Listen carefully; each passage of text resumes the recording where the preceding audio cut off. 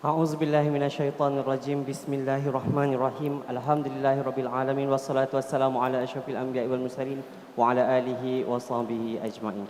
Assalamualaikum warahmatullahi wabarakatuh, dan selamat malam kepada semua yang bersama-sama dengan kita untuk menjayakan forum bicara ad-din pada kali ini di Masjid Al-Abiyad, Kuching, Sarawak ini. Alhamdulillah, syukur kepada Allah Subhanahu wa taala bersempena dengan penganjuran ijtima' ilmuwan Islam antarabangsa 1445 Hijri 2023 Masihi kita bawakan, alhamdulillah, dengan kerjasama Jabatan Agama Islam Sarawak, Majlis Islam Sarawak dan juga Institut Kefahaman Islam Malaysia IKIM bersempena dengan 60 tahun sambutan kemerdekaan Sarawak. Alhamdulillah, syukur pada Allah Subhanahu wa taala. Saya nak mengalu-alukan kehadiran yang berhormat Datuk Dr. Haji Abdul Rahman Haji Junaidi, Timbalan Menteri Utiliti dan Telekomunikasi Sarawak, yang bahagia Datuk Haji Misnu Haji Taha, yang di-Pertua Majlis Islam Sarawak, bersama-sama dengan kita pada kali ini juga yang berusaha Profesor Maja Dr. Muazzam Muadil, Ketua Pengarah Institut Kefahaman Islam Malaysia, barisan div-div kehormat yang hadir pada kali ini, tuan-tuan dan puan-puan, hadirin hadirat, muslimin muslimat yang hadir untuk forum bicara ad-din kita kali ini. Kita jayakan dengan tajuk yang bakal kita bawakan, masyarakat maju dan makmur, apa peranan kita.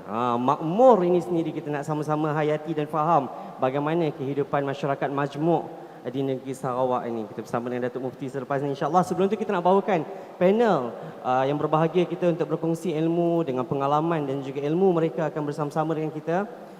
Sahibus Samaha Datuk Haji Kipli Haji Yassin, Mufti Negeri Sarawak. Alhamdulillah, sihat kita? Alhamdulillah, syukur. Terima kasih Datuk untuk bersama-sama dengan kita. Kali ini kita bawakan forum bicara ad-din. Sedikit saya kongsikan, Datuk pastinya tidak lagi asing buat masyarakat di Sarawak ini berkongsi ilmu dengan pendekatan yang sangat santai, bersahaja dan mesra pastinya, untuk memberikan ilmu agar ilmuwan ini tidak asing dengan masyarakat. Kita pastinya, Datuk, milik masyarakat untuk kita menyumbang kembali kepada masyarakat. Dan Datuk sendiri pernah mendapat pendidikan dari dalam dan luar negara, antaranya di Universiti Malaya, dari London sini dan juga di Australia. Dan pastinya dalam sibuk-sibuk Datuk mengendali di Pejabat Mufti itu, ada karya-karya yang dah pun Datuk terbitkan, yang dah pun Datuk hasilkan. Antaranya bakti anak-anak terhadap ibu bapa. Penting hari ini anak-anaklah terutamanya untuk baca dan hayati sama-sama apa sebenarnya yang Islam ajar, bagaimana kita nak berbakti kepada kedua orang tua kita. Dan pastinya perpaduan pemangkin pembangunan ummah, itu antara karya yang Datuk dah pun hasilkan. Dan saya juga nak bersama dengan panel kedua kita yang berbahagia, Datuk Wan Muhammad bin Datuk Sheikh Abdul Aziz, Timbalan Pengerusi Institut Kefahaman Islam Malaysia. Terima kasih yang bagi Datuk bersama-sama dengan kita. Sihat kita hari ini? Alhamdulillah. Alhamdulillah. Terima kasih Datuk dalam kesibukan di IKIM sendiri akan berkongsi bersama-sama dengan masyarakat untuk tajuk yang bakal kita bawakan tentang kemajuan ini, masyarakat maju dan makmur, apa peranan kita. Dan pastinya Datuk Wan tidak asing lagi di Malaysia ini, sebelum ini menerajui Jabatan Kemajuan Islam Malaysia sebagai Ketua Pengarah. Dan pastinya dalam pengalaman beliau mentadbir dan menerajui kepimpinan institusi Islam itu sendiri. Selain daripada itu, beliau juga pernah berkhidmat sebagai Atashe Agama di Suruhanjaya Tinggi Malaysia di London. Alhamdulillah. Dan yang terakhir, kita bawakan panel kita hari ini yang berusaha Dr. Abdullah Osman. Jauh kita terbangkan hari ini, Doktor. Terima kasih, Doktor. Saya pun bukan tuan rumah, saya pun datang juga ke sini. Tuan rumah Datuk Mufti je. Saya pun datang bertandang. Kita sama-sama lah. Doktor merupakan pengarah Andalus Corporation Private Limited dari Singapura bersama-sama dengan kita. Dan Dr. Abdullah sendiri merupakan pengasas bersama Institut Pengajian Tinggi Az-Zuhri di Singapura, merupakan anggota lembaga pengarah di beberapa institusi Islam swasta di Singapura seperti Andalus, Darul Andalus dan Cordova, yang mana kini terdapat lebih 15,000 orang pelajar, Doktor. Alhamdulillah, syukur, yang sama-sama mengikuti pengajian Islam di institusi-institusi berkenaan di beberapa lokasi di Singapura. InsyaAllah makmur pastinya untuk kita sebarluaskan ilmu Islam itu pada masyarakat di Singapura. Dan kita nak mulakan cerita forum kita pada kali ini dengan tajuk Masyarakat Maju dan Makmur, apa peranan kita. Mungkin mukadimah kita nak minta Sahibus Samaha Datuk Haji Kipli, Datuk Mufti Negeri Sarawak sendiri, sebagai macam mana kita faham tentang kemakmuran yang disebut dalam agama Islam. Kalau tengok dekat Sarawak ini, dekat tempat kami menginap itu sendiri pun, majmuk dan makmurnya itu berbilang agama, berbilang fahaman dan sebagainya, tapi hidup dalam masyarakat yang sangat harmoni. Mungkin Datuk Mufti boleh kongsikan bersama kita, silakan. Bismillahirrahmanirrahim. Assalamualaikum warahmatullahi wabarakatuh. Menerusi pembicara ahli panel, yang berhormat Datuk, yang berbahagia Datuk Dev kehormat, muslimin dan muslimat yang dihormati sekalian. Assalamualaikum warahmatullahi wabarakatuh. Waalaikumsalam. Alhamdulillahirabbil alamin wassalatu wassalamu ala asyrafil anbiya wal mursalin wa ala alihi wasahbihi ajmain. Alhamdulillah, syukur kehadrat Allah Subhanahu wa taala atas rahmat dan nikmat-Nya. Atas nikmat kemakmuran itulah kita dapat berada dalam Masjid Al-Abyad, mengimarahkan rumah Allah Subhanahu wa taala untuk berbicara, berbincang tentang apa yang kita sebutkan tentang kemakmuran itu sendiri, sempena dengan ijtima' ilmuwan Islam antarabangsa yang dianjurkan oleh Majlis Islam Sarawak dan IKIM. Muslimin dan muslimat yang dihormati sekalian, bila kita tanya tentang kemakmuran, Islam sesungguhnya memang merupakan cara hidup yang menuntut kita untuk mencapai kemajuan dan kemakmuran. Sebab tema sambutan 60 tahun Sarawak Merdeka itu ialah Sarawak Maju Makmur.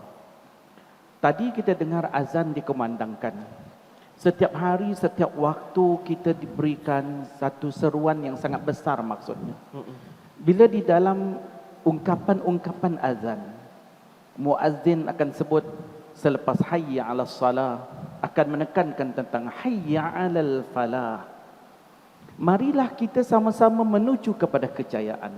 So saya nak simpulkan, bila sebut kemakmuran, kemakmuran itulah merupakan kejayaan, kemakmuran itulah merupakan kejayaan, kemakmuran itulah merupakan kesejahteraan.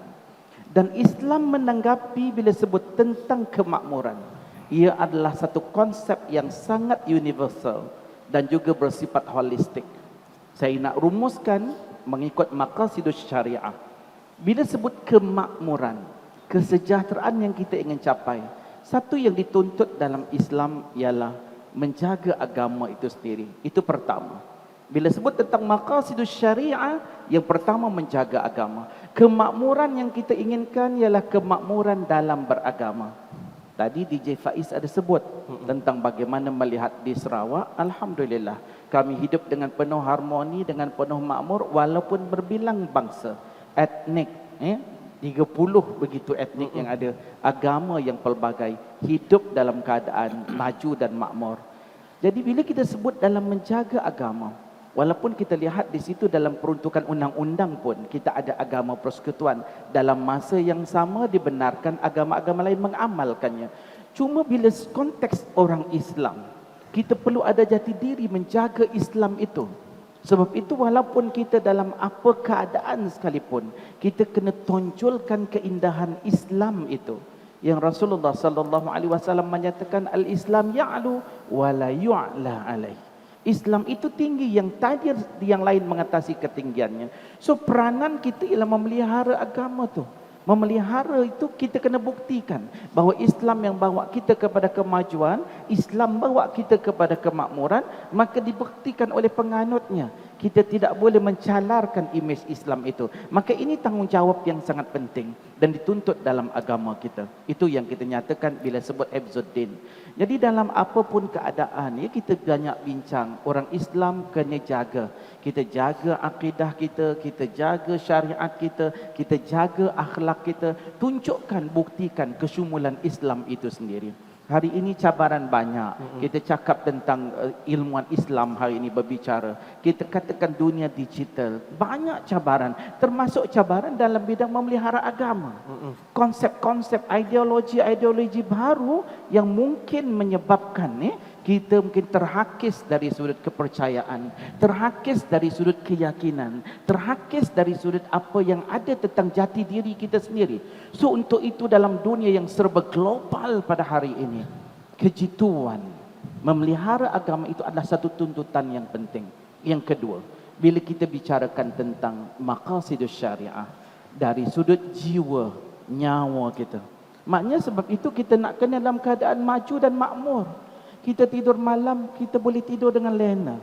Kita tidak rasa risau, tidak rasa resah adanya kecurian, adanya maknanya yang tidak menjaga keselamatan kita. Sepatutnya itu yang kita kena pelihara. Sebab kita nak jiwa. Sebab itu dalam Islam kita ada peraturan. Kita tidak boleh mengalirkan darah orang lain begitu sahaja. Ada konsep dia dalam Islam. Ini kemakmuran yang kita kena jaga. Kita kena jaga hak jiran. Kita kena jaga hak sesama dalam kawasan kita. Hak sama agama, hak dengan orang bukan Islam. Semua itu kena pelihara bila kita katakan tentang kemakmuran. Yang ketiga, kita juga nak pastikan dari sudut keturunan. Islam sangat pentingkan, sebab itu kita ada sistem. Sistem hidup yang kita katakan kahwin. Faiz dah kahwin ke belum? Alhamdulillah. Alhamdulillah dah kahwin. Ya? Maknanya ada sistem kekeluargaan. Sistem sosial dia tersendiri. Sebab kita nak jaga keturunan itu. Sebab Islam sangat pentingkan bagaimana dunia keluarga, dunia sosial itu adalah merupakan suatu yang penting. Dalam pembentangan ijtima' ini pun kita katakan ambil pandangan Ibn Khaldun. Bila nyatakan maknanya iaitu manusia itu adalah merupakan secara madaninya adalah bitabai. Secara nature-nya adalah merupakan orang yang sentiasa bersosial dan berhubung antara satu sama lain. So kalau kita boleh lihat ini dari sudut keturunan, kenapa Islam telah menentukan penjagaan kemakmuran seperti ini. Kita tidak mahu ada maknanya dari sudut kecelaruan dalam menentukan nasab keluarga dan sebagainya. Islam sangat memuliakan yang disebut juga tentang karamatul insan. Yang bila sebut tentang karamatul insan, kemuliaan manusia itu. Sebab itu kesucian alam perkahwinan, kesucian hubungan antara kita dengan anak-anak kita, antara kita dengan masyarakat, kemakmuran ini yang perlu dijaga. Sebab Islam itu terbangun dalam keluarga kita. Kalau keluarga dah porak-peranda, keturunan tak tentu pasal, bagaimana kita nak bicarakan sebuah negara dan tamadun yang besar? Ya, betul. Mana mungkin kita nak lihat satu kemajuan dan kemakmuran kalau dalam keluarga pun ada masalah dari sudut itu. Sebab itu ini yang perlu ditekankan dalam konteks Islam itu sendiri. Yang keempat, ya. Dia ada masa lagi Pak Izzah? Yang keempat, bila kita bicarakan di situ ialah dari sudut akal.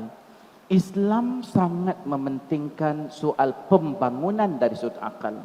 Sebab itu sedari awal lagi Islam perintahkan kita untuk belajar. Turun ayat pertama, Iqra bismi rabbikal ladzi khalaqa. Bacalah dengan nama Tuhanmu yang menciptakan. Pembangunan akal. Islam juga menegah kita untuk mengambil sesuatu yang merosakkan akal. Kenapa Islam haramkan arak? Sebab bila kita bincang tentang arak, al-khamru maksud dia adalah sesuatu yang menutupi akal.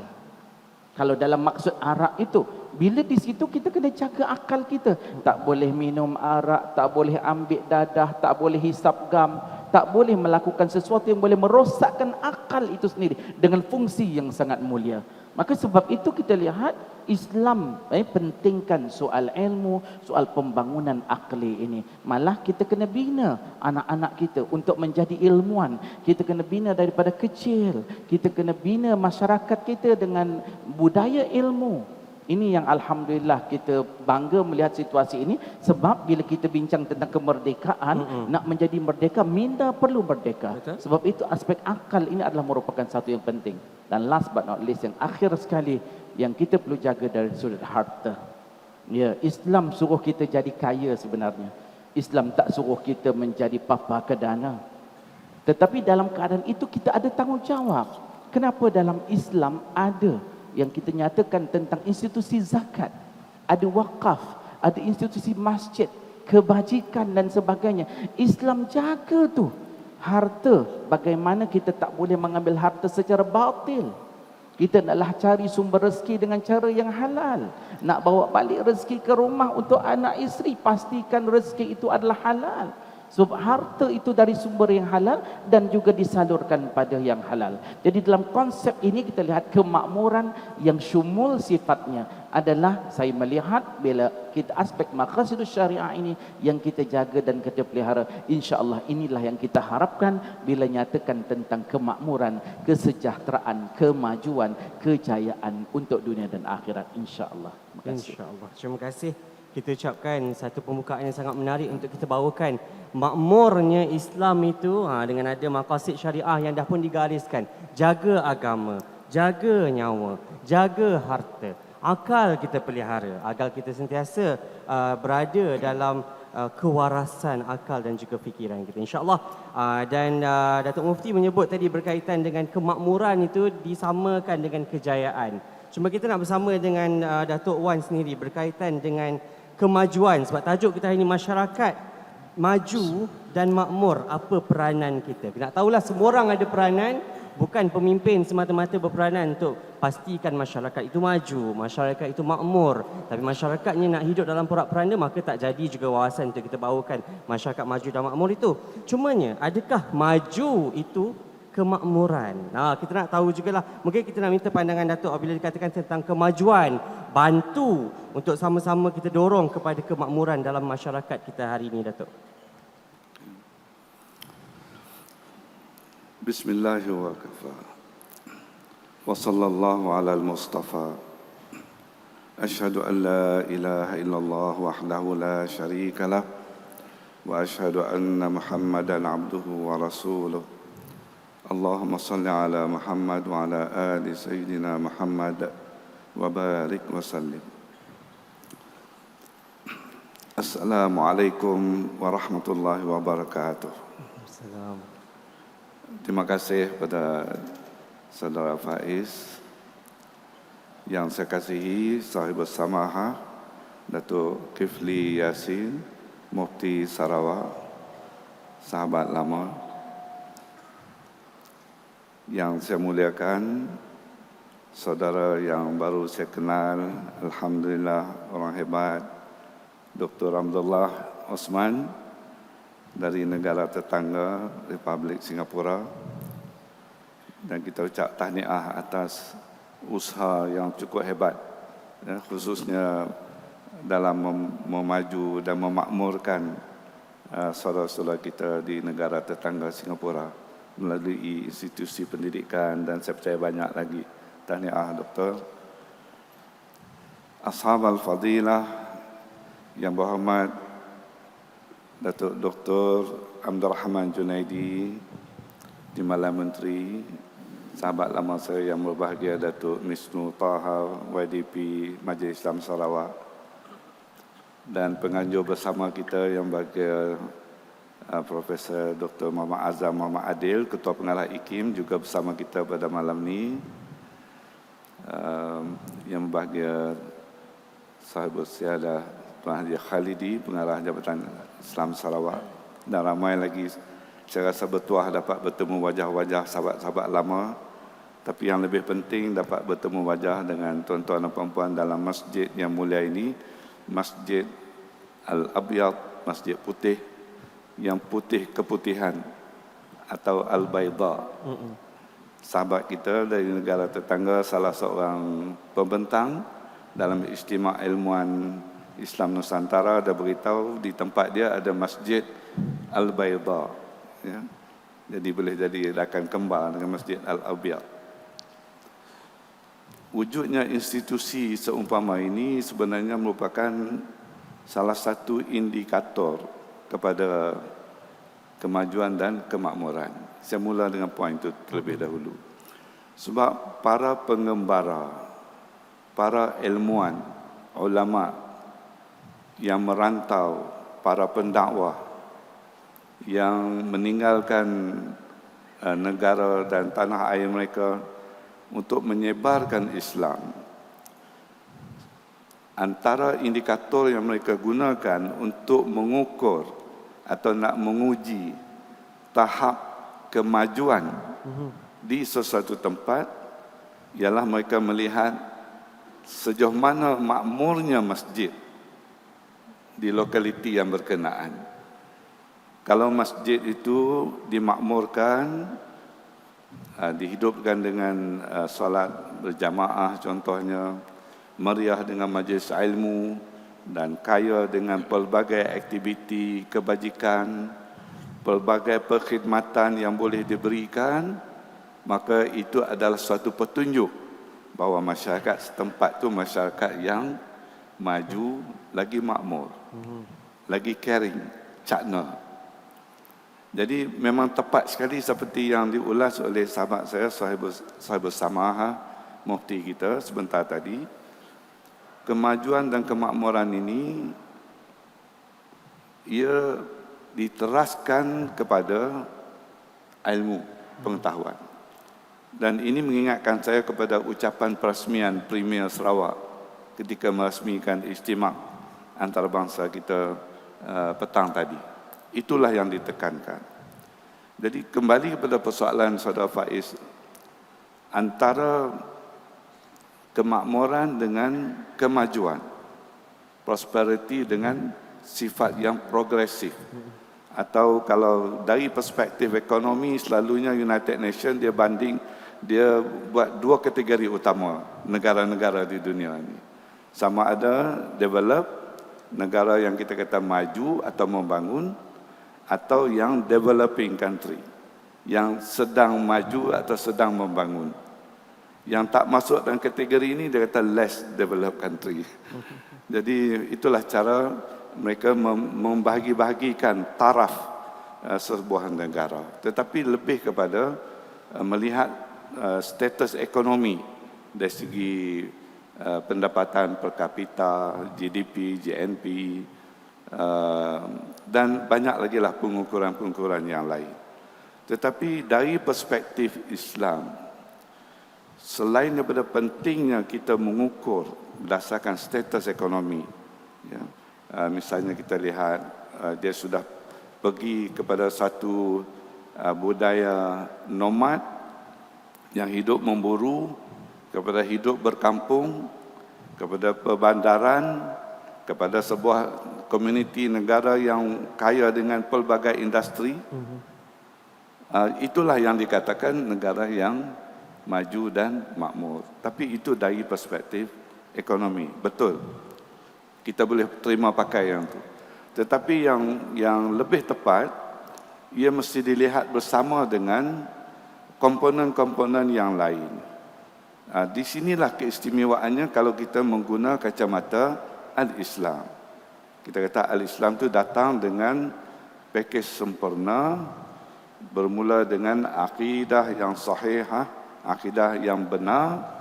Sebab melalui akidah yang benar, yang sahih dan akidah yang sehat dalam tafsiran, ya, ia mendorong kita menjadi orang yang mementingkan keadilan sosial atau social justice, al-adalah al-ijtimaiyah. Maknanya akan ada perimbangan, tak ada siapa-siapa yang tertinggal.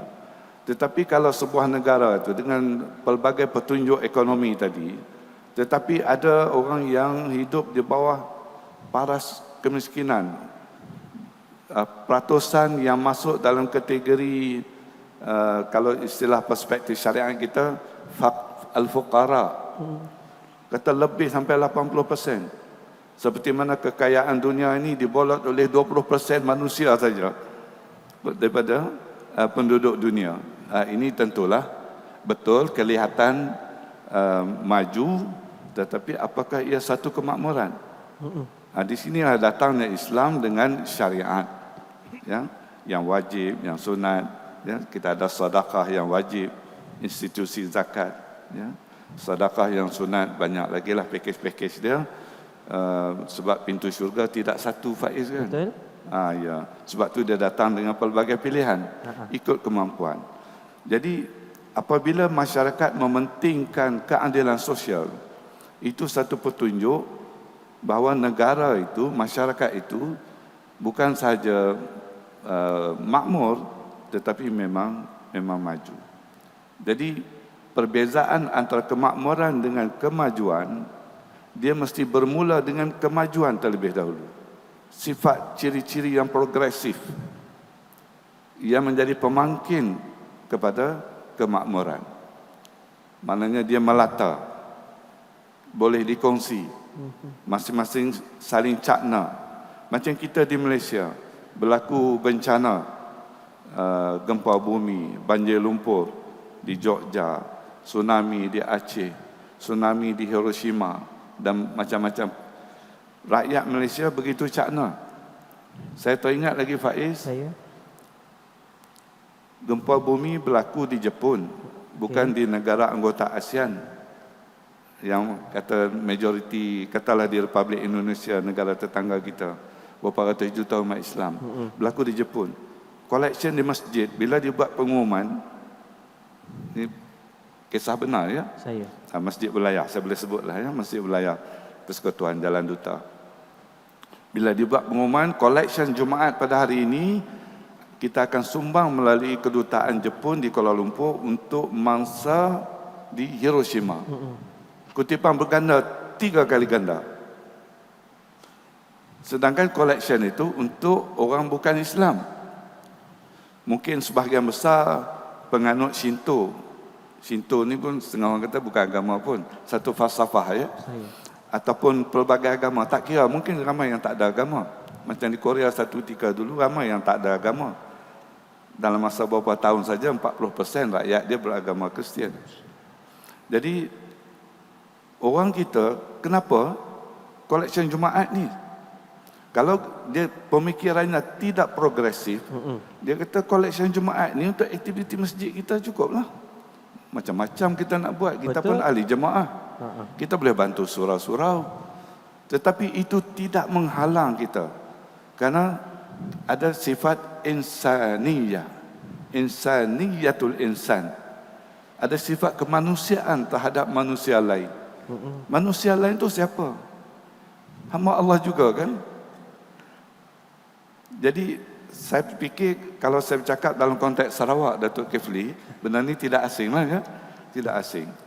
Jadi rupanya al-iman, karena iman itu dia menjadi begitu cakna kepada manusia. Sebab manusia itu juga makhluk Allah Ta'ala. Adakah orang yang bukan Islam bukan Allah yang ciptakan? Allah hanya al-Khaliq kepada makhluk-makhluk yang beriman dengannya. Dalam tauhid kita tak belajar macam tu. Yang beriman ke tidak ke tetap hamba Allah. Samalah tuan-tuan dan puan-puan, ahli-ahli jemaah yang saya kasihi, kalau ada anak-anak menantu kita, cucu yang nakal, adakah kerana kenakalan dia tu mereka kita reject, dah bukan jadi anggota keluarga kita lagi? Jangan balik raya. Ya, Jangan balik raya. dia tetap darah daging kita, tetap perlu disayangi, perlu dipulihkan, perlu guna kebijaksanaan, perlu sabar dalam mendidik. Begitulah realiti kehidupan. Jadi tuan-tuan dan puan-puan, rupa-rupanya untuk menjadi orang yang maju dan makmur, dia bermula dengan al-iman. Ini kita bicara dari perspektif kita. Jadi barulah komuniti Islam akan dilihat, atau negara Islam atau negara majoriti penganut Islam, hatta saudara kita yang duduk di negara minoriti, kata di Thailand, di Kemboja, bila mereka mempamerkan akhlak yang baik, orang berurusan dengan mereka, berurus niaga mereka ada sifat amanah. Sebab mereka faham, dia hadir majlis-majlis ilmu di masjid, at-tajirul amin. Ini satu komuniti yang terlibat dengan bisnes, peniaga-peniaga yang al-amin. Al-Amin ni gelaran kepada Nabi. Tetapi rupanya Al-Amin juga gelaran kepada golongan komuniti yang buat bisnes. Kalau dia Al-Amin, dia akan bersama para Al-Anbiya alaihissalatu wassalam nanti di syurga. Jadi kalau orang faham dengan syariat itu, akan lahirlah akhlak yang mulia. Jadi akhlak yang mulia inilah sebenarnya indikator yang paling tepat lagi sekali Faiz untuk menunjukkan sesuatu masyarakat, negara atau negeri sama ada negara yang maju ataupun makmur.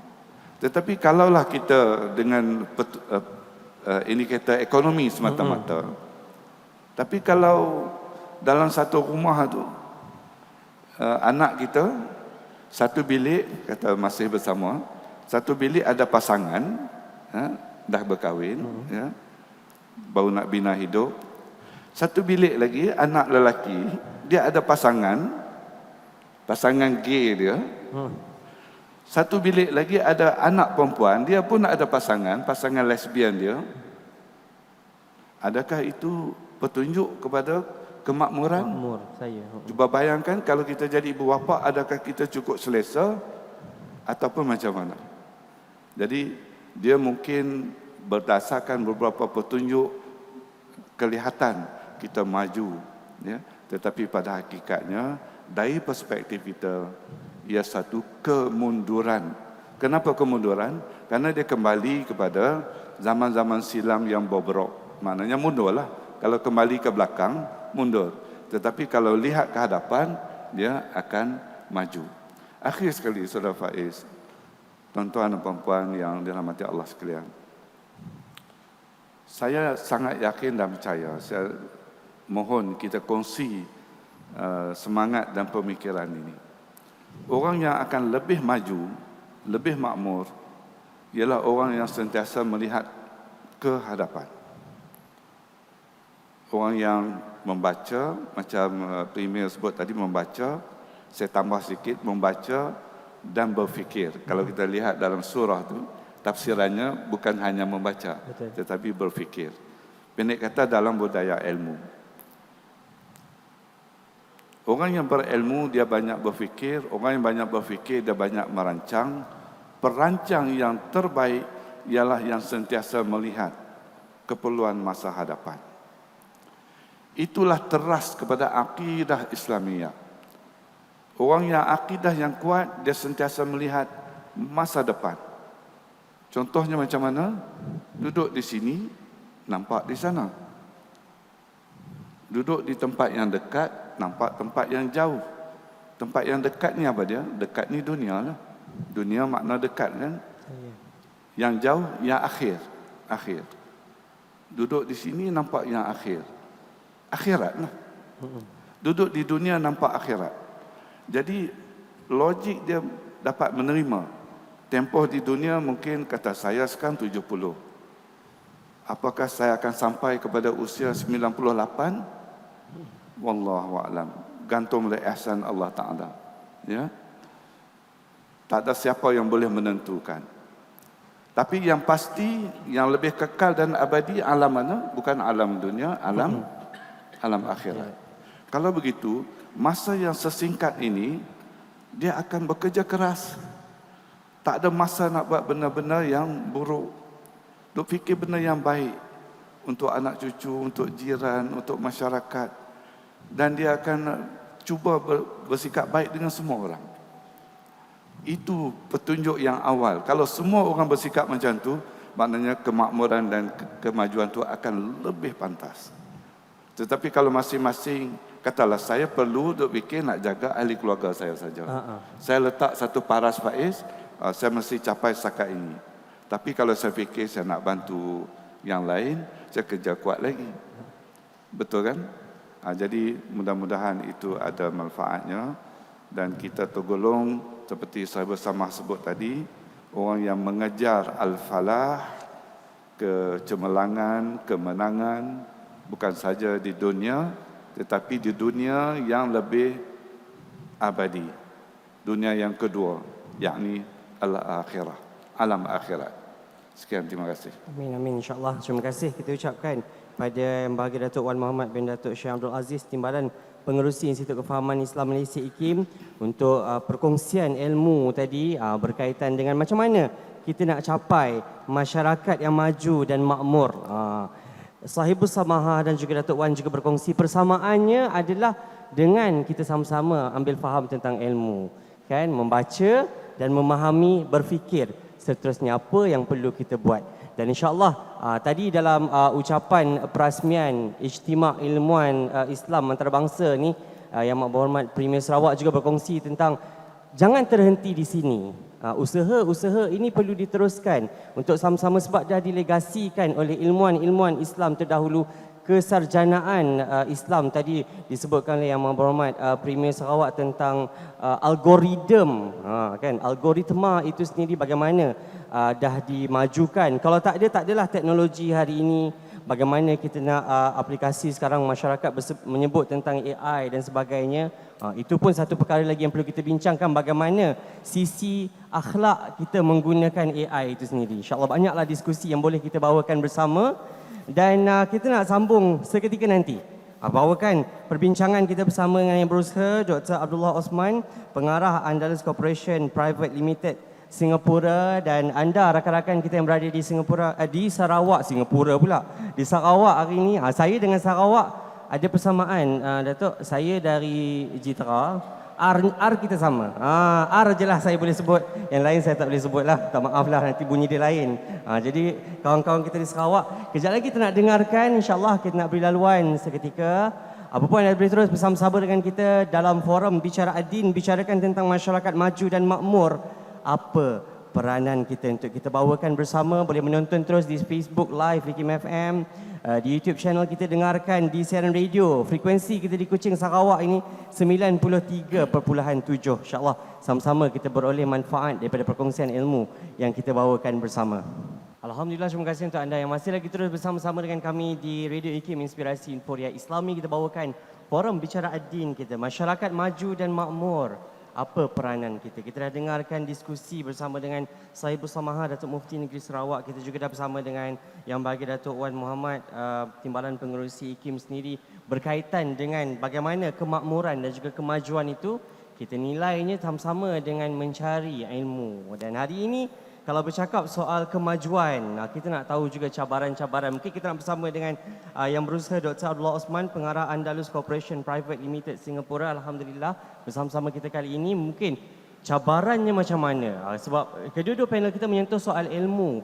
Hari ini bagaimana nak capai satu kemajuan, mencapai satu kemakmuran itu dengan berasaskan ilmu. Tapi hari ini kalau kita lihat anak-anak muda kita hari ini, rata-rata ada yang kurang gemar memilih untuk mendekati ilmu itu sendiri. Tapi dalam masa yang sama, yang berusaha doktor dengan lebih 15,000 pelajar di institusi-institusi yang doktor bersama dapat membawa anak-anak muda mungkin untuk mendekati ilmu ini, macam mana cabaran-cabaran yang dihadapi untuk mencapai kemajuan dan kemakmuran ni. Doktor, silakan. Ya. Bismillahirrahmanirrahim.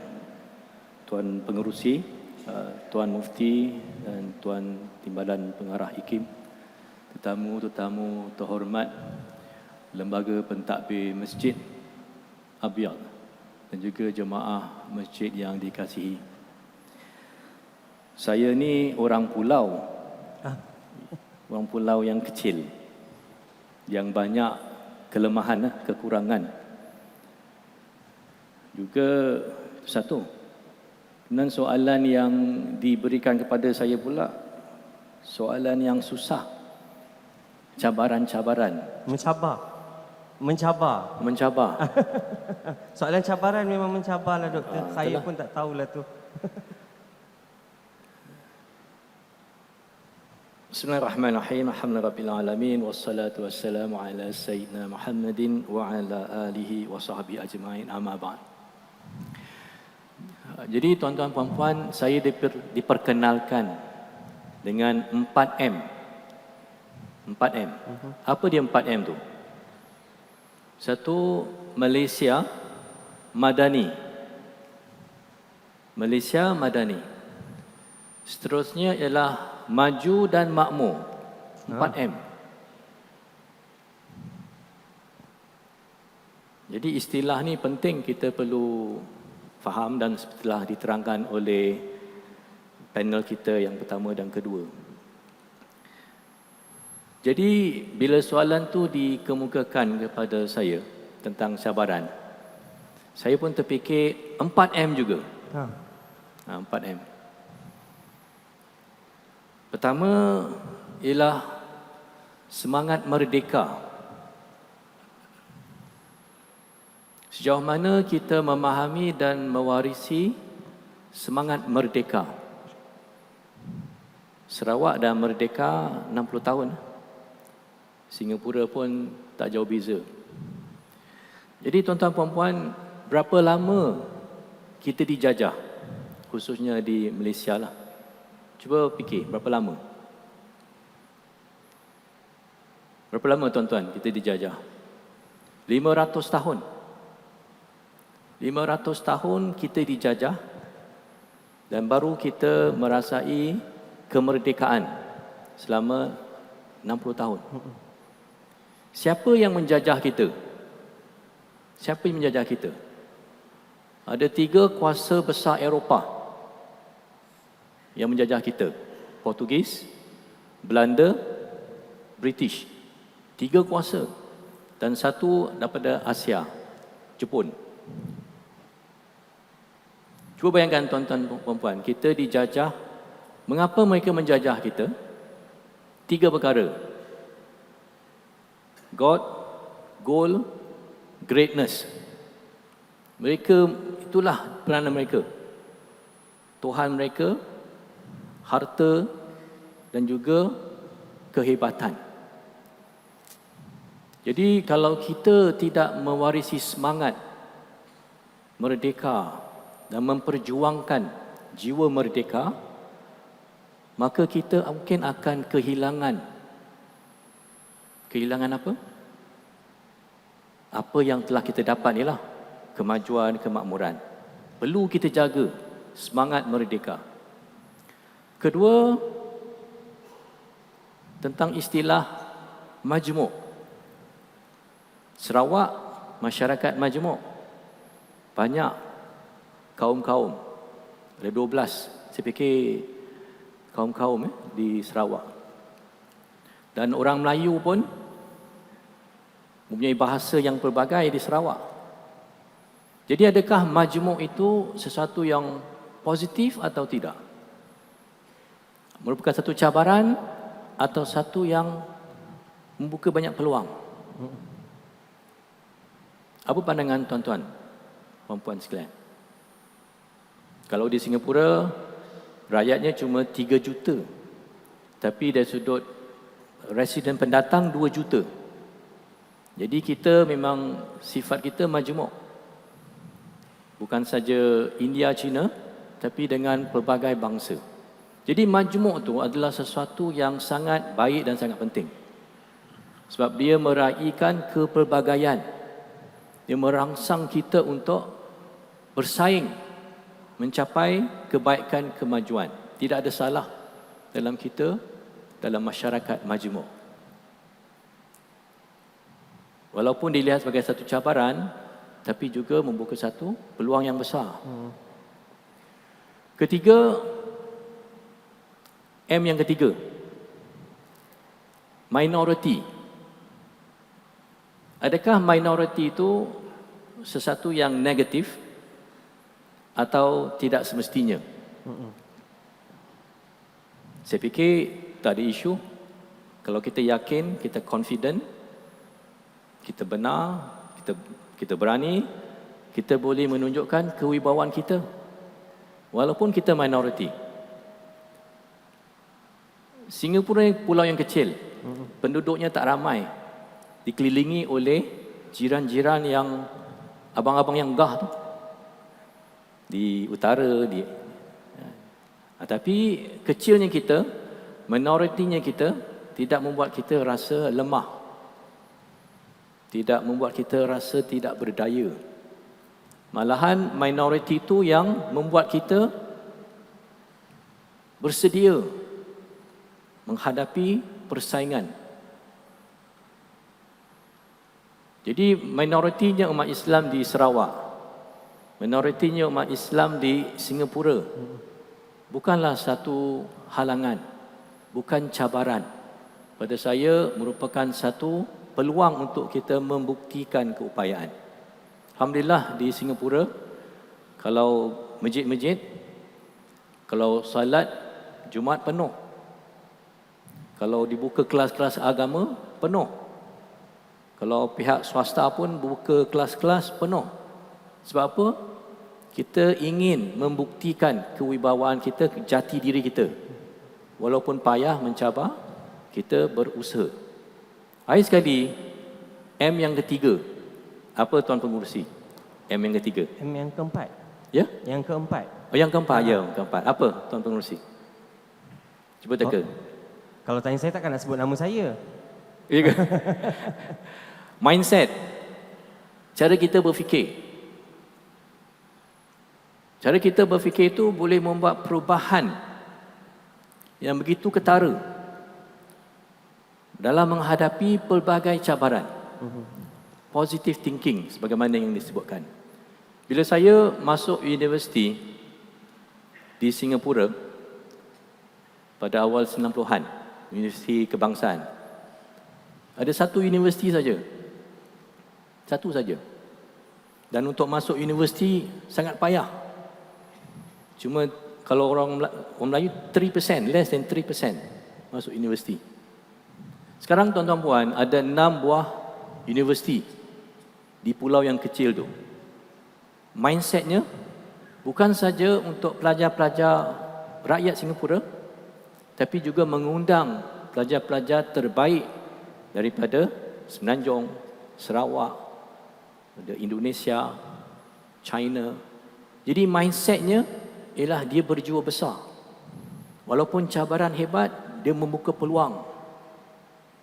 Jadi saya fikir ini 4 perkara lah yang boleh kita fikirkan bagaimana kita menghadapi cabaran yang begitu luas, yang begitu hebat.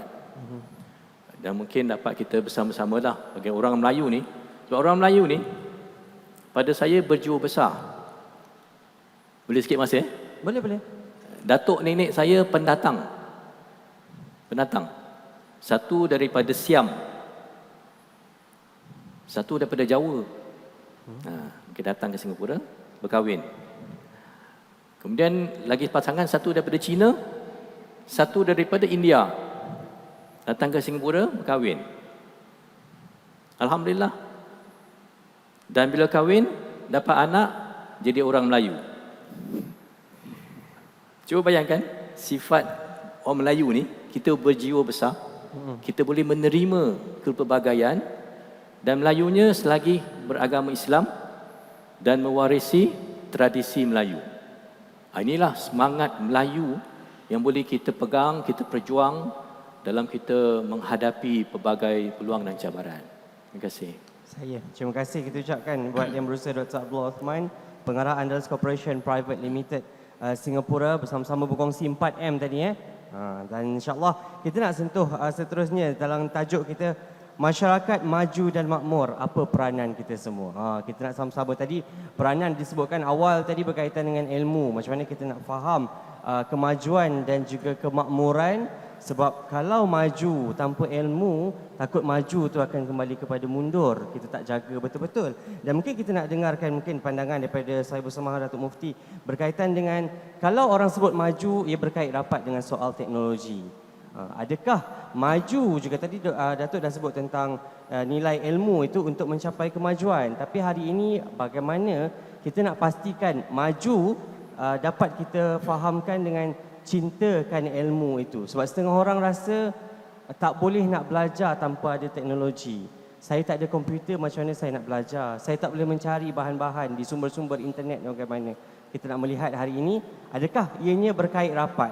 Maju, teknologi dan juga cintakan ilmu itu sendiri, Datuk. Terima kasih, Faiz. Tuan-tuan dan puan-puan yang dihormati sekalian. Kita tadi telah bincangkan bila sebut tentang kemajuan dan kemakmuran. Kita melihatkan konsep yang ada dalam Islam adalah konsep yang syumul, yang sangat komprehensif, yang menyakupi urusan dunia dan akhirat. Dalam kita melihat perkembangan teknologi, tadi Faiz ada sebut tentang, saudara Faiz ada sebut tentang algoritma ataupun algoritma. Kita juga bercakap tentang dunia digital hari ini dengan perkembangan teknologi yang ada. Namun apabila ia tidak diurus dengan adanya nilai ilmu dan juga nilai yang kita katakan dari sudut etiknya, tidak heranlah kalau kita perkembangan hari ini, kalau kita lihat sahaja dalam dunia perbankan, dalam bidang ekonomi misalnya kita lihat, kita dalam kerisauan menggunakan secara online. Itu juga adalah teknologi algoritma. Dengan menggunakan artificial intelligence, sama ada kita nak invest melalui saham ataupun kita dalam arti kata account kita secara online dan sebagainya, hari ini ia menggunakan teknologi yang berkaitan dengan algoritma. So menggunakan alam digital dan juga signal dalam dunia itu. Walaupun peringkat awal Al-Khawarizmi dulu memperkenalkan itu, tapi Islam melihat ia dalam bentuk yang sangat komprehensif. Ya?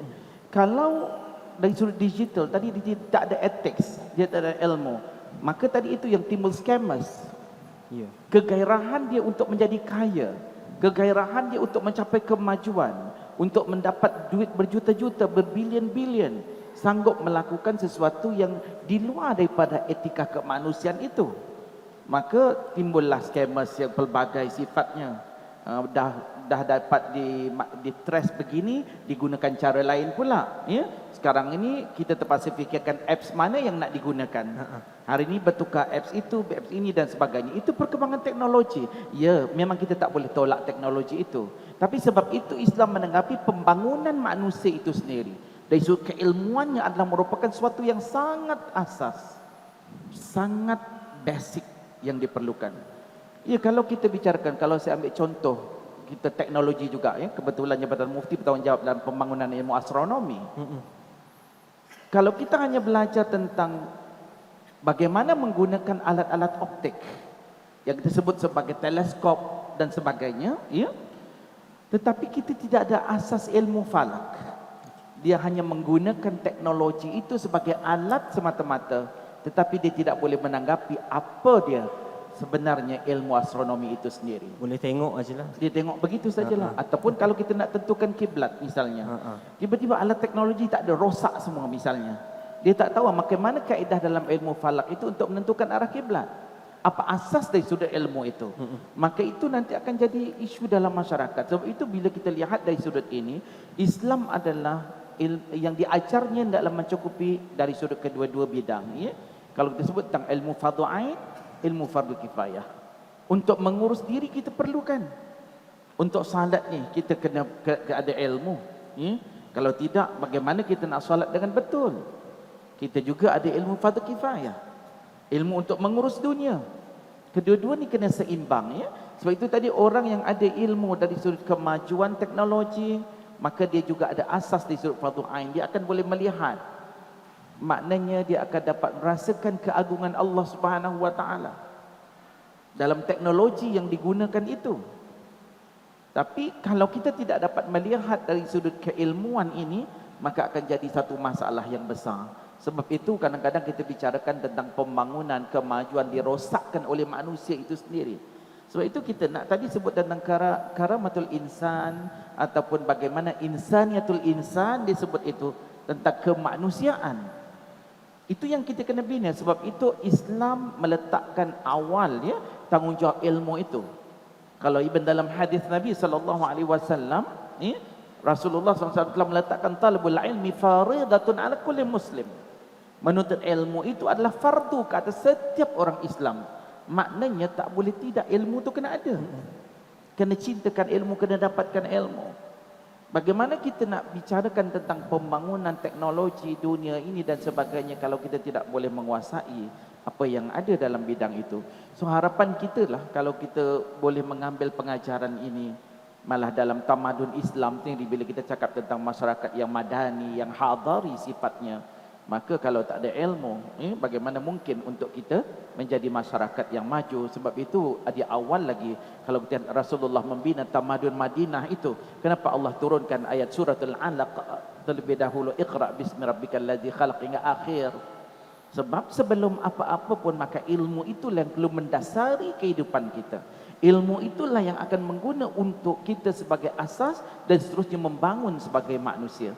Sebab itu kita lihat alhamdulillah tamadun yang dibina di Madinah itu. Kita tadi ada bercakap tentang piagam Madinah, kita bercakap tentang bagaimana tentang kemajmukan yang ada. Semua itu diurus dengan baik dan ditunjukkan oleh Rasulullah sallallahu alaihi wasallam dalam mengurus hal yang berkaitan dengan manusia ini sendiri, sehingga kita lihat baginda boleh membina tamadun yang besar.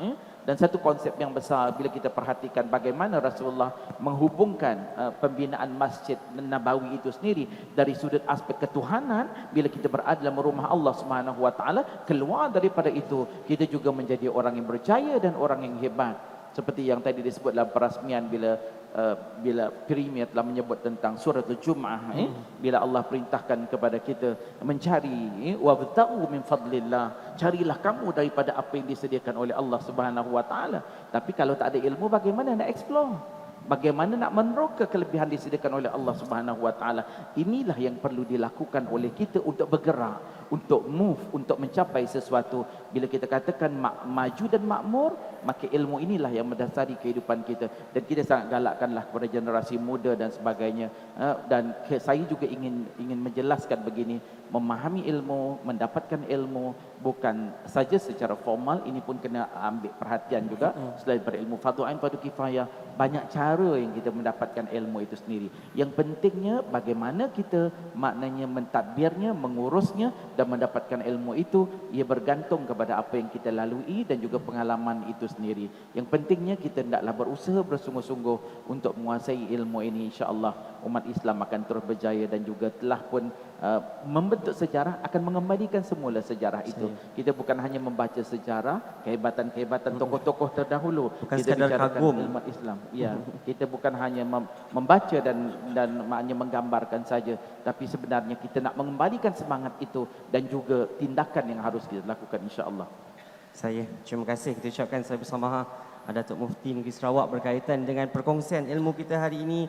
Tajuk forum kita bawakan masyarakat maju dan makmur, apa peranan kita. Ini semua orang ada peranan untuk pastikan kemajuan dan kemakmuran. Kita dah alhamdulillah maju, kita dah alhamdulillah makmur, tapi kita nak kekalkan tadi dengan adanya, macam saya suka Datuk Mufti sebut berkaitan dengan digital. Pastikan kita gunakan digital itu dengan etika yang baik. Dan itu rangkaian sosial alam maya, dan kita nak berbalik kepada institusi sebuah negara. Bagaimana kemajuan dan kemakmuran itu kita capai, dan pastinya mempunyai sistem jaringan sosial yang baik.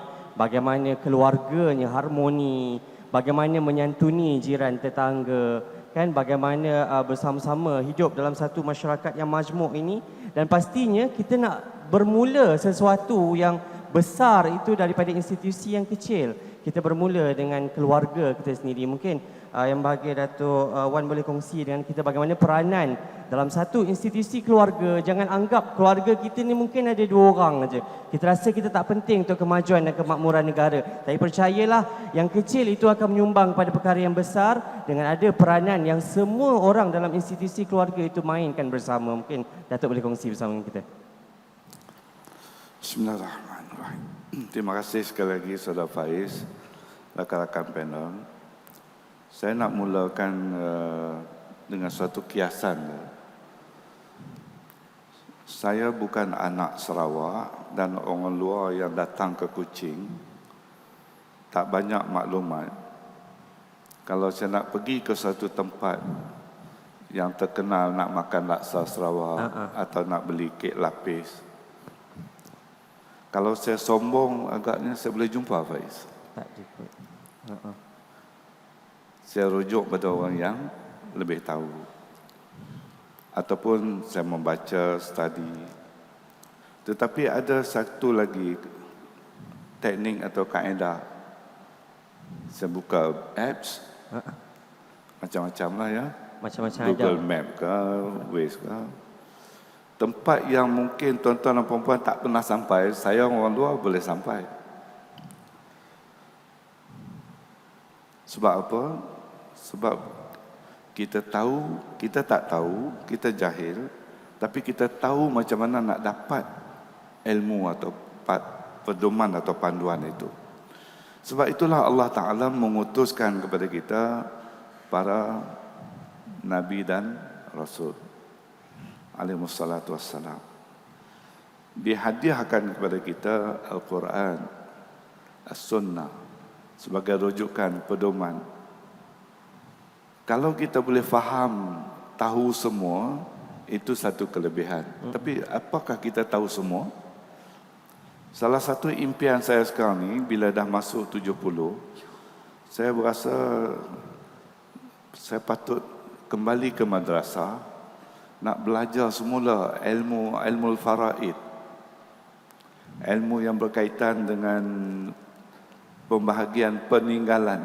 tarikah atau pusaka lah ya. Dulu waktu menengah rendah, kalau bagi satu kes boleh selesai. Berapa bahagian, apa semua. Tapi ilmu tu dah hilang. Tapi dia boleh dicari semula. Betul. Saya pernah ikut kursus asas ilmu falak, astronomi. Dan bertuah dapat berguru dengan almarhum Ustaz Muhammad Khair Taib, ahli falak terkenal. Dan dia anak murid kepada Syekh Tahir Jalaluddin, seorang ahli falak yang terkenal di Nusantara.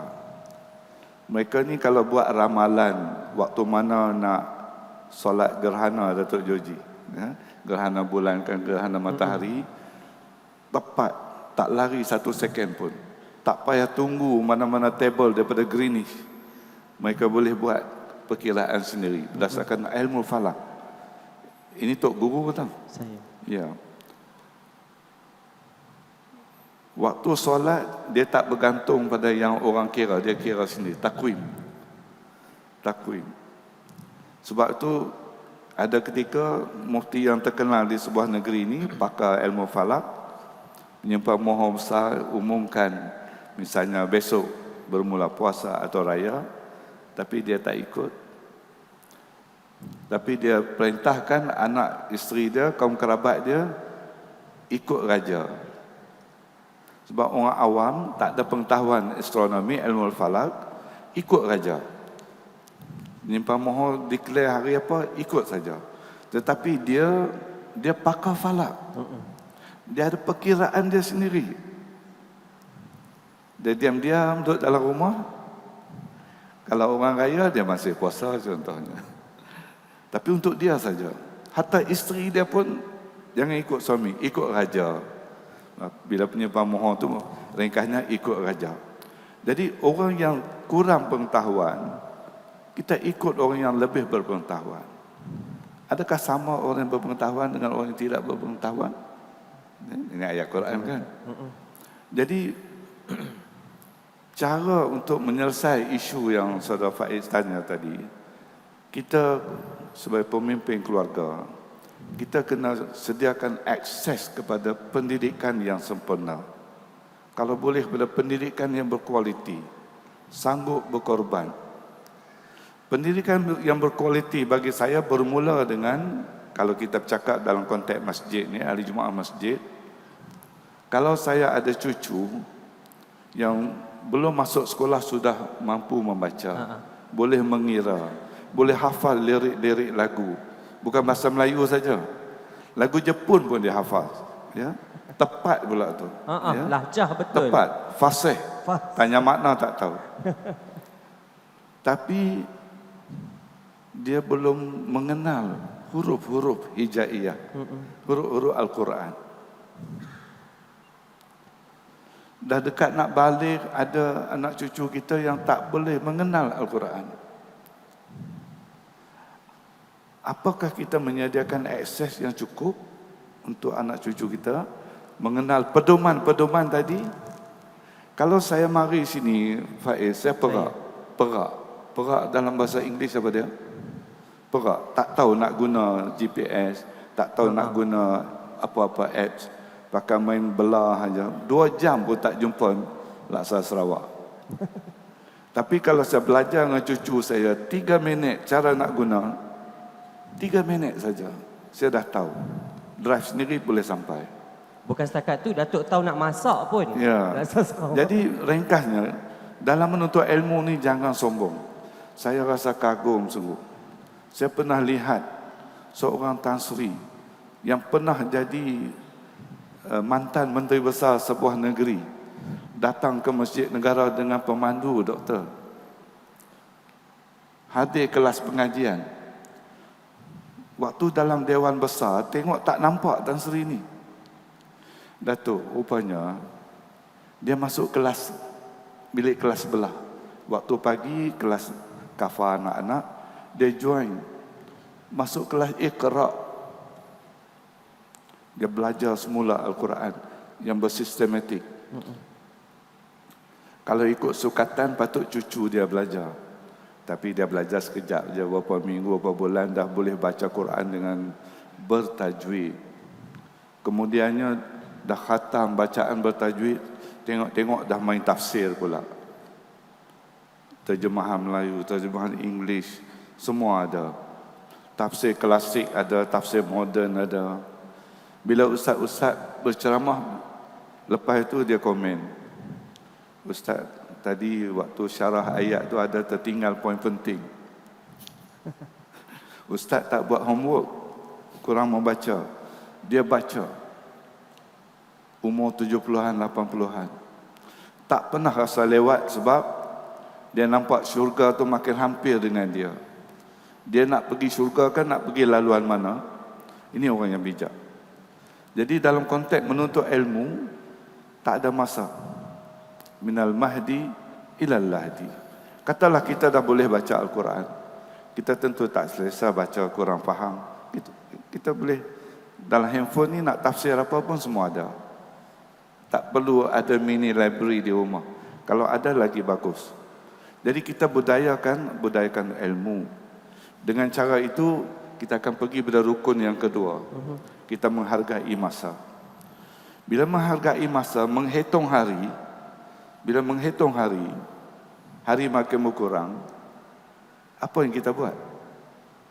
Kita beri nilai, value pada masa. Jadi learning is value. Pembelajaran itu diberi nilai yang tinggi. Masa pun sangat dihargai. Waktu yang sehat ni masih boleh berjalan, hadir majlis-majlis ilmu, boleh bersosial, bersilaturahim, boleh hadir ijtima'. Kalau dah bedridden, hilang satu nikmat. Ya. Tapi orang yang ada iman, ada kebijaksanaan, dia baca lagu lain pula. Dia kata ini suatu kafarah. Peluang Allah nak bagi dia menambah pahala sabar, menghapus dosa. Dia tak macam orang yang tak ada iman. Ya, mungkin nak terjun jambatan, biar ditelan buaya, bujang senang. Ya, sebab dia ada al-iman.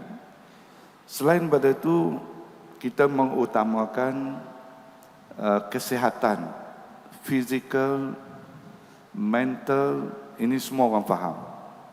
Sebab itu satu nikmat. Termasuk yang saya bersama sebut tadi, cara pemakanan apa semua.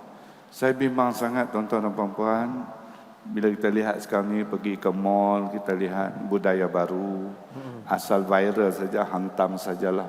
Ya. Tak tengok dah ada logo halal jaiz ke tidak. Ya, ini satu balak sebenarnya. Asal popular.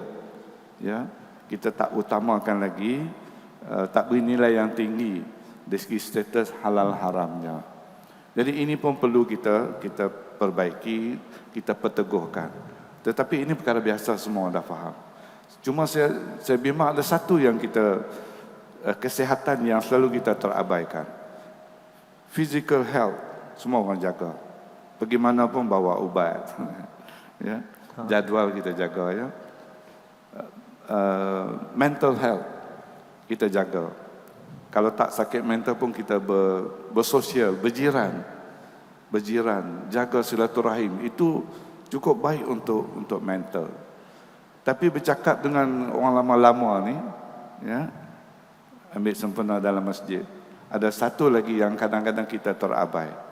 Spiritual health, kesihatan spiritual. Penyakit yang saya alami sekarang ni, dari segi fizikal saya jaga, makan minum pun jaga, terkawal, ya, nasi pun 1/3, sayur 1/3, sangat berdisiplin. Dari segi mental health tadi, mental pun kita jaga, ya, kita jaga. Tapi saya rasa yang saya kurang sangat kesihatan spiritual. Ubat penawarnya apa? Bukan pil, bukan tablet. Yang saya kurang sangat, saya rasa saya kurang berzikir, kurang bermunajat contohnya. Apa disiplin saya untuk zikir setiap hari, munajat setiap hari? Kalau ubat, saya datang sini saya bawa ubat. Pagi dah lain ada dah siap. boxnya. Box dah siap. berdisiplin, Masya Allah. Kalau ubat pagi ada, zikir pagi, zikir tengah hari, zikir mengikut masa. Bukankah Al-Imam An-Nawawi rahimahullah dah pandu kita dengan kitabnya Al-Azkar, dengan zikir-zikir yang maksur, zikir-zikir yang ditinggal, yang diajar oleh Nabi kita sallallahu alaihi wasallam. Ini spiritual health yang tu saya kurang. Itu kadang-kadang cerdik nampak bodoh. Satu ketika nampak cukup sabar, profesional, tapi mari satu masa panas baran, jatuh, habis, downgrade. Kerana kurangnya zikir, kurangnya ketenangan. Tepat sekali yang Allah sabdakan, ala bizikrillahi tatmainnul qulub. Bukankah dengan kamu mengingati Allah itu boleh membawa kedamaian kepada hati? Jadi paling kurang, Tuan Guru saya sebut, tak apalah, tahlil saja. Tahlil itu apa? Adakah malam Jumaat saja? Duduk sekarang tahlil. La ilaha illallah. Itu tahlil. Atau munajat. Kalau hamba penyakit, ya Syafi. Bukankah Syafi itu ada dalam Al-Quran? Syifa. Itu munajat, merayu, memohon. Jadi bila hati kita, lidah kita sentiasa dibasahi dengan zikrullah, yang kurang cerdik akan cerdik, yang pongoh akan jadi penyabar, yang muka tak manis, manis. Sebab tu ulama-ulama yang hebat, yang al-amilin, ulama yang beramal lah ya, orang dulu tengok dia dah senang hati. Macam tuan-tuan imam kita dulu kan, doktor kan, orang ada masalah rumah tangga, Datuk pergi jumpa, belum cerita masalah, tengok muka Tok Imam pun dah sejuk dah. Ya, separuh problem dah selesai. Hilang. Dah hilang. Macam ibarat kita jumpa doktor pakar. Ya. 2 ayat dia yang pertama tu macam separuh penyakit dah hilang dah. Ya. Kadang tengok nama kat pintu pun Belum rasa dah lega. Result belum keluar. Tapi kita dah rasa terubat. Balik ubat pun tak makan, tapi sembuh. Oh, Jadi kesimpulannya tuan-tuan dan puan-puan, ibu bapa, saudara-saudara yang dihormati, kita cukup jaga kesihatan fizikal, kesihatan mental. Saya nak mengajar diri saya dan kita semua, kita kena perbanyakkan jaga kesihatan spiritual kita. Zikir yang terbaik apa dia? Baca Quran. Itu zikir yang terbaik. Yang lebih baik, yang terbaik selepas itu apa? Kita ambil apa yang diajar oleh Nabi kita sallallahu alaihi wasallam.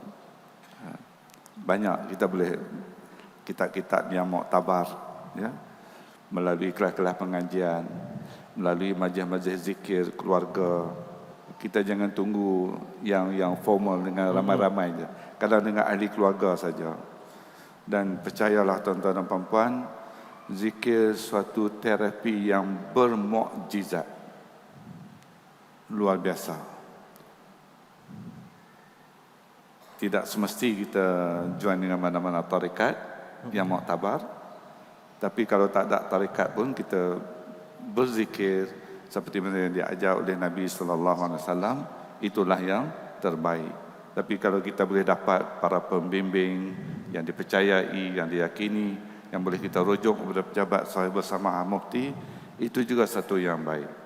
Jadi insya-Allah mudah-mudahan dengan cara itu saya nak akhiri dengan kesimpulannya satu hadis yang diterbitkan oleh Al-Hakim dalam mustadraknya, hadis Ibnu Abbas radhiyallahu anhuma. Hadis popular ni selalu kita dengar, tapi kita minta keberkatan. Saya baca matan hadis ini. Sabda Nabi kita sallallahu alaihi wasallam, Irtanim khamsan qabla khamsin. Awasi atau rebutlah 5 perkara sebelum didatangkan 5 perkara yang lain. Yang pertama sekali, syababaka qabla harami. Masa muda sebelum masa tua. Jadi kita didik anak-anak remaja kita, muda kita supaya beri nilai kepada masa. Jangan buang masa. Ya. Yang kedua, wasihhataka qabla saqami. Dan masa sihatmu sebelum datang masa sakit. Jadi yang muda-muda dah buka akaun tabung haji ke? Dah buka akaun tabung haji untuk pergi haji. Masa sihat. Sebab ia ibadat badaniah yang memerlukan kecergasan, ya, sihat tubuh badan. Kalau tidak, lepas tu kena badal haji je lah. Ya. Allah hilang satu nikmat. Ya. Sedangkan sebelum tu holiday sana sini. Region ni habis. Ya. Gunung mana tak panjat. Oi. Ya. Tetapi tanah suci tak sampai. Waghinaka qabla faqri. Kadang-kadang Allah uji kita dengan sedikit keselesaan atau kekayaan. Tetapi bukankah ramai orang yang bertaraf tinggi, berpendapatan tinggi, Allah uji dengan pandemik beberapa bulan saja. Betul. Ya, daripada pembayar zakat jadi asnaf penerima zakat. Ya, luar biasa. Ya. Di rumah ada semua kereta berjenama. Ya. Tapi nak pastikan ada food on the table, terpaksa bergantung kepada food bank. Ya. Ada setengah tu dah kereta-kereta biasa dah tak ada, kereta yang berjenama. Dengan kereta yang berjenama itulah dia pergi ke masjid, ambil, ya, bekalan food bank di masjid. Bagus, sebab dia ingat masjid, dia tak mencuri. Ya. Bagus, kita tak pernah hina orang macam ni, sebab dia ingat Allah Ta'ala. Lepas tu dia bangkit semula. Wa faraghaka qabla syughlik. Dan masa lapang sebelum masa sibuk. Sebab dalam satu hadis yang lain, Rasulullah SAW beri ingatan, ada 2 nikmat yang selalu menipu daya kita. Ya. As-sihah dan al-faragh. Waktu sehat dengan waktu lapang. Ini banyak menipu daya kita, menjahanamkan kita kalau kita tidak berhati-hati. Dan paling akhir yang belum kita rasai tapi pasti, setiap yang bernyawa, kullu nafsin dha'iqatul maut, mesti setiap yang bernyawa akan merasai mati. Masa hidup sebelum datangnya masa maut, kematian. Ini satu yang pasti. Saya rasa itulah kesimpulan sebagai jawapan kepada soalan Saudara Faiz tadi. Wallahu a'lam.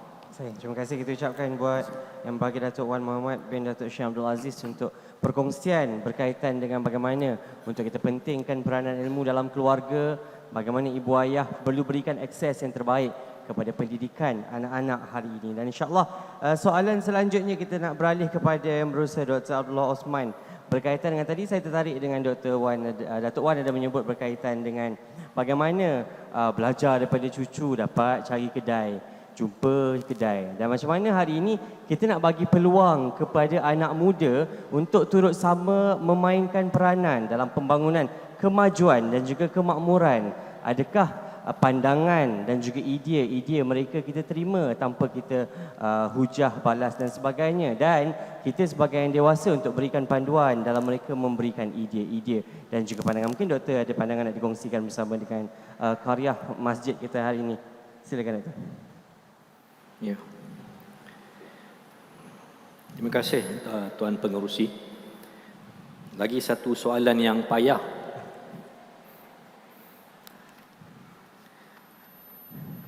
Jadi kalau kita lihat jurang, gap antara golongan muda dengan golongan berusia, ini semua mungkin kesan daripada maju dan makmur.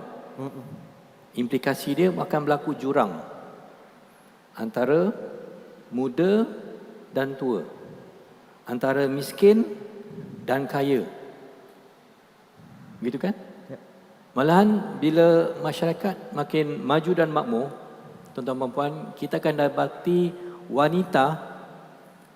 wanita lebih ramai yang berpendidikan dan berjawatan tinggi.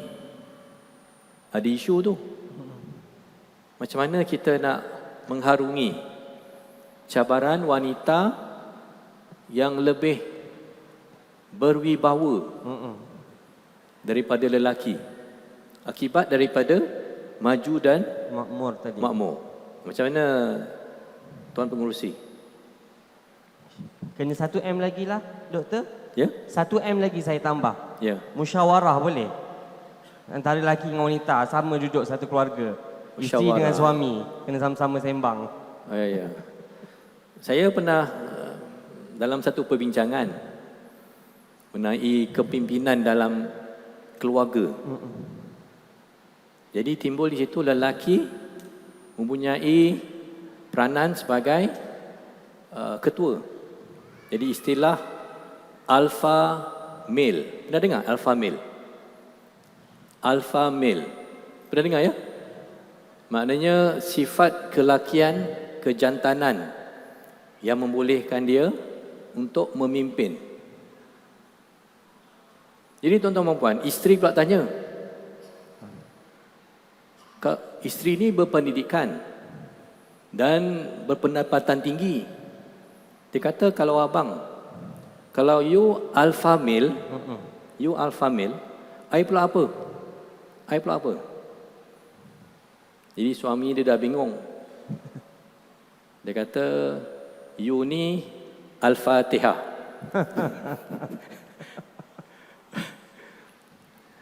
Jadi bila wanita tu meminta hak dia, sebab dia sudah berpendidikan, dia sudah berjawatan, akibat daripada maju dan makmur. Begitu juga golongan belia muda menuntut hak mereka. Sebab mereka lah sudah tahu, sudah mungkin cucu, anak dan cucu lebih mengetahui daripada bapa dan datuk, sebab akses tu, digital gap. Jadi macam mana tuan-tuan, puan-puan? Kita berhadapan dengan jurang ni. Jurang antara yang muda dan tua, yang miskin dan kaya, lelaki dan wanita dalam mengharungi kemajuan dan kemakmuran. Jadi pada pandangan saya lah, Tuan Pengerusi, di situ letaknya adab. Adab. Meletakkan sesuatu pada tempatnya. At its proper place. Peranan yang kaya terhadap yang miskin. Kaya mesti bantu miskin. Jadi jurang tu tidak menjadi satu isu yang memberantakkan.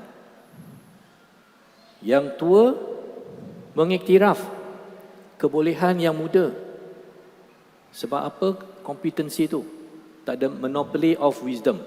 Dia benarkan yang muda ni menerajui sebab dia ada kebolehan. Knowing the proper place.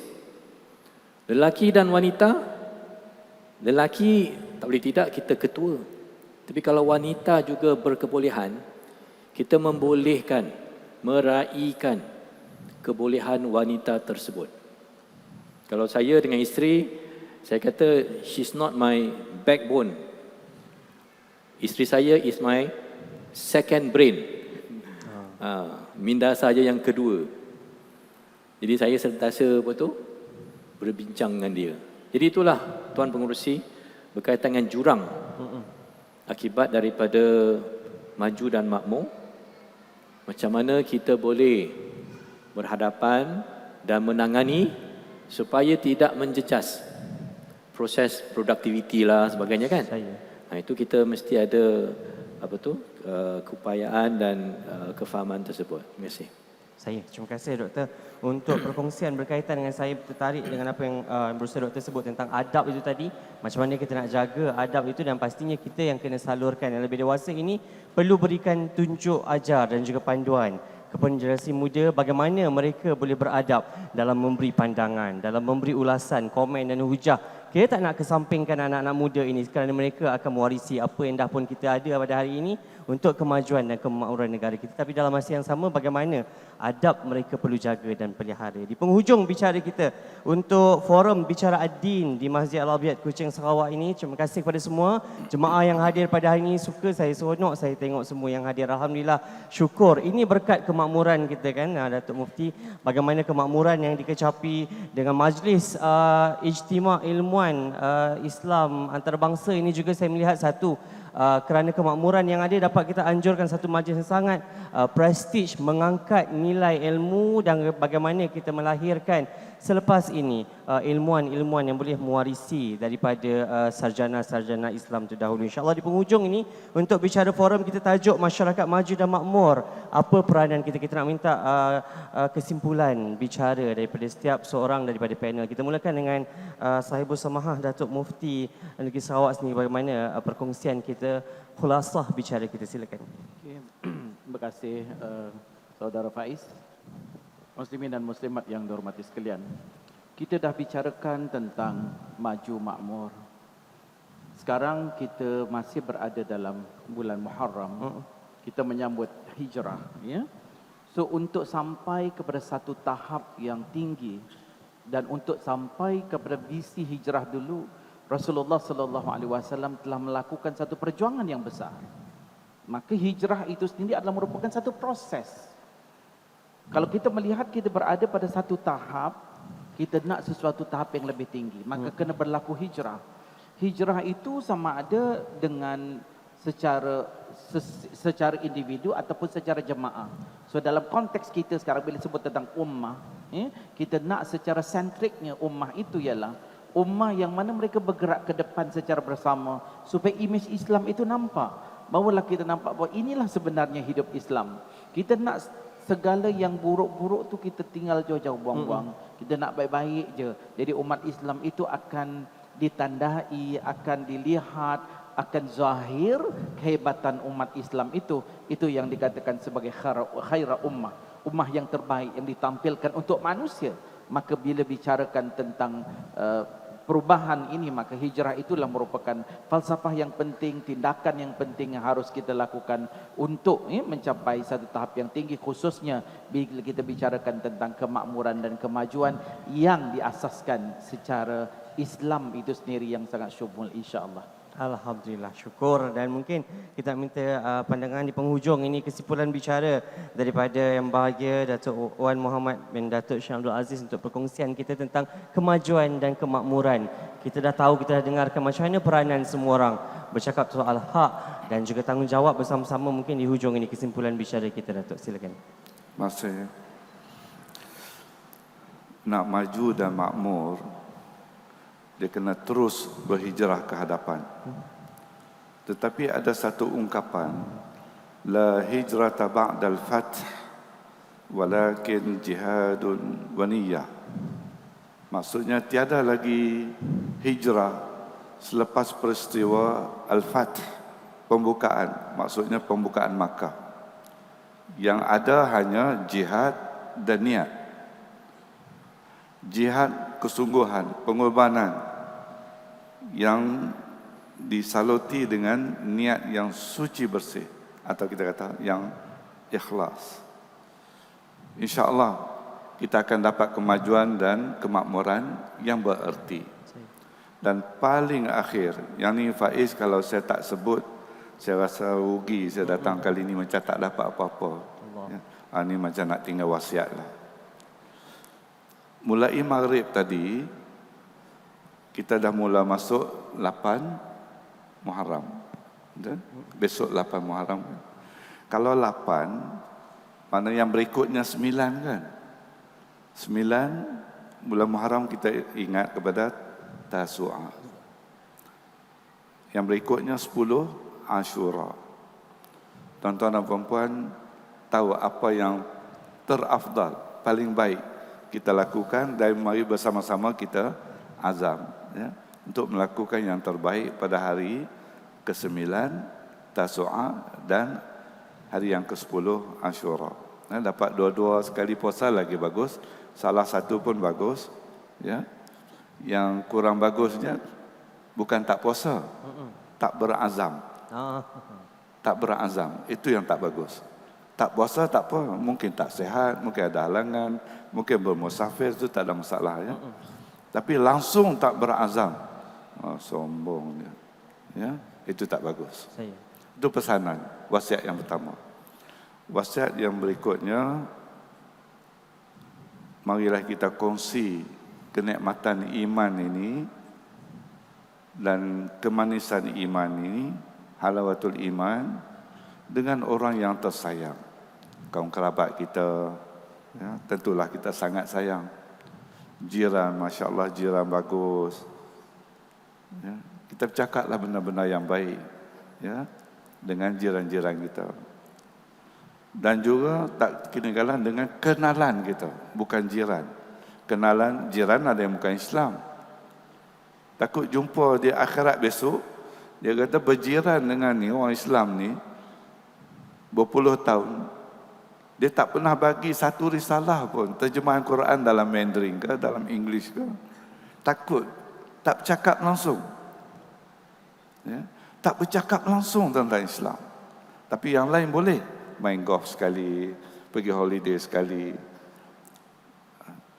Kita sayang dia, kita kesian kat dia, kita kongsilah benda-benda yang baik dengan kenalan-kenalan kita. Kalau tak mampu cakap, tanya Datuk Mufti. Dakwah ni bukan hanya bercakap. Kita bermuamalah dengan baik, itu pun maknanya kita sudah berdakwah kepada dia. Dan yang paling akhir, tuan-tuan dan puan-puan yang dirahmati Allah, jangan lupa, kita rasa kita dah buat banyak perkara ketaatan, al-awamir, perintah-perintah, dan kita telah berusaha mengelak perkara an-nawahi, perkara yang dilarang, yang ditegah. Tapi bila sampai di sana, tengok tak masuk dalam kira-kira, tidak dihisapkan, tak tercatat dalam mizan hasanat. Puncanya, saya buat, saya fikir Allah tak ada pilihan, Allah mesti terima. Rupanya saya terlupa, leka, lalai, tidak berdoa pada Allah Ta'ala agar amalan kita itu dikabulkan, diterima oleh Allah SWT. Kalau Allah terima, tak perlu semua, tak perlu banyak. Faiz, Allah terima satu pun, kita dah cukup aman di alam akhirat nanti. Ini kan pula kalau banyak yang kita buat dan semuanya dikabulkan. Kalau gitu janganlah sombong. Wan Muhammad jangan sombong. Awak ustaz, ingat dah banyak buat benda baik, tapi awak tak pernah berdoa supaya amalan awak dikabulkan. Sebab itu ulama dulu bijak sungguh. Dalam mereka menyusun, kutip doa-doa yang maksur, tak pernah tinggal doa supaya amalan tu dikabulkan. Rabbana taqabbal minna du'aana wa salatana wa siyamana, ya, kan ada tu ya, banyak lagi lah. Innaka antas sami'ul alim, ya, engkau maha mendengar lagi maha mengetahui. Taqabbal tu maksudnya kabulkanlah. Kalau Allah kabul, selamat kita. Kalau tak ingat hak lain Faiz, apa yang saya cakap malam ni, ingat kabul satu, cukuplah. Wassalamualaikum warahmatullahi wabarakatuh. Waalaikumsalam warahmatullahi wabarakatuh. Jazakumullah khair. Untuk Datuk atas perkongsian kita tadi, saya tertarik dengan apa yang Datuk sebut berkaitan dengan azam.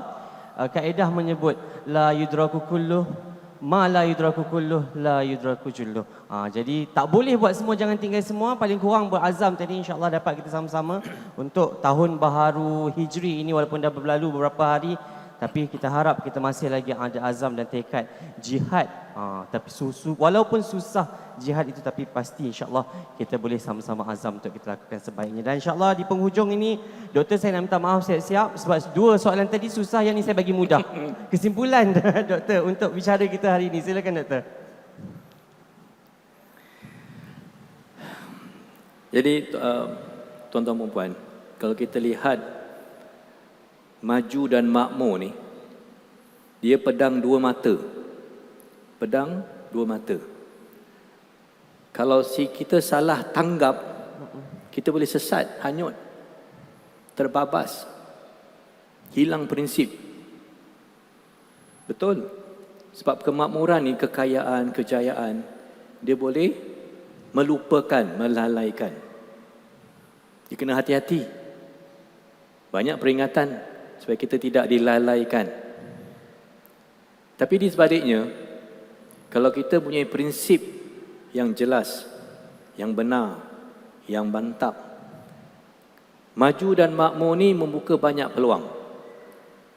Pertama, wa may yattaqillah, yang bertakwa. Kan? Wa yarzuqhu, maknanya kita tahu rezeki itu daripada Allah. Bukan usaha kita, daripada Allah. Wa may yatawakkal 'ala Allah, dia bertawakal kepada Allah. Dan akhir sekali, dia tahu bahawa segala usaha ni atas qadar Allah Subhanahu Taala, bukan atas usaha dia. Jadi kalau tuan-tuan dan puan, kalau kita tahu prinsipnya, kita tak takut, kita bersedia dan kita ingin berjaya dan makmur. Akhir sekali, kita ingin semua bahagia. Bila kita maju dan makmur, nak bahagia. Dalam bahasa Arab, sa'adah. Sa'adah. Di dunia dan hari kemudian. Kita tak nak maju dan makmur, tapi kita dalam keadaan gelisah. Dalam keadaan tidak tenang. Dalam bahasa Arab, syaqawah, misery, bimbang, takut. Jadi itulah, walaupun kita ingin menjadi masyarakat yang maju berjaya, mesti atas prinsip dasar yang jelas, yang benar, sebagaimana yang diajarkan oleh agama Islam. Pandang alam kita, world view kita mesti betul, mantap, kuat, world view, berpaksikan pada akidah, syariat dan akhlak, world view. Dengan ini kita dapat menghadapi peradaban, civilization yang begitu pesat berubah. Jadi dengan pandang alam, dengan juga berganding dengan peradaban, fardu ain, fardu kifayah, insya-Allah kita dapat insya-Allah melalui dengan berjaya dan juga mendapat kebaikan. Terima kasih. Amin, amin. InsyaAllah. Terima kasih diucapkan buat Yang Berusaha Dr. Abdullah Osman. Serampang dua mata tu agar dapat kita gunakan sebaik mungkin. InsyaAllah dapat kita memacu negara kita ke arah yang lebih maju dan juga makmur. Agama kita untuk lebih harmoni insyaAllah. Dan juga dapat kita melahirkan ilmuwan-ilmuwan terulung di masa mendatang. Sekali lagi, saya ucapkan terima kasih kepada ketiga-tiga panel kita. Saya bersama Datuk Haji Kifli Haji Yassin, Mufti Negeri Sarawak kita. Terima kasih banyak. Juga terima kasih kepada Yang Berbahagia Datuk Wan Muhammad bin Datuk Syah Abdul Aziz, Timbalan Pengerusi IKIM. Terima kasih atas perkongsian ilmu. Juga Yang Berusaha Dr. Abdullah Osman, Pengarah Andalus Corporation Private Limited Singapura. Terima kasih Doktor untuk bicara kita pada hari ini. Menutup bicara untuk forum Bicara Ad-Din, siaran kita Masyarakat Maju dan Makmur, apa peranan kita. Kita dah dengar solusi-solusi yang diberikan oleh ketiga-tiga panel kita hari ini. Cuma apa yang penting hari ini adalah bagaimana tindakan yang perlu kita lakukan, usaha-usaha yang boleh kita gerakkan untuk sama-sama maju dan makmur kita dah ada untuk kita kekalkan kemajuan dan kemakmuran itu, insya-Allah. Apapun saya akhiri pertemuan kita nak merakamkan ucapan terima kasih kepada div-div kehormat kita yang hadir meluangkan masa bersama untuk forum Bicara Ad-Din kita di Masjid Al-Abyad Kuching Sarawak ini. Alhamdulillah indah masjidnya. harmoni, makmur jemaahnya insya-Allah. Dan saya difahamkan ada kuliah-kuliah dibuat di persekitaran kawasan masjid, majlis-majlis ilmu, alhamdulillah syukur. Dan terima kasih juga saya ucapkan kepada seluruh tenaga kerja di Jabatan Agama Islam Sarawak, Majlis Islam Sarawak, warga kerja IKIM sendiri yang bersama-sama bertukus-lumus menjayakan selain pada Ijtima' Ilmuwan Islam Antarabangsa ini, juga forum bicara adin kita pada kali ini. Terima kasih kepada kru teknikal TV IKIM untuk forum bicara adin dan juga penerbit forum bicara adin Haji Faidus Haji Nordin. Untuk itu saya Faiz Haji Osman mohon maaf atas sebarang kekurangan sepanjang saya kendalikan acara ini. Ada kesempatan, ada ruang waktu, kita jumpa lagi insya-Allah. Assalamualaikum warahmatullahi wabarakatuh. Waalaikumsalam.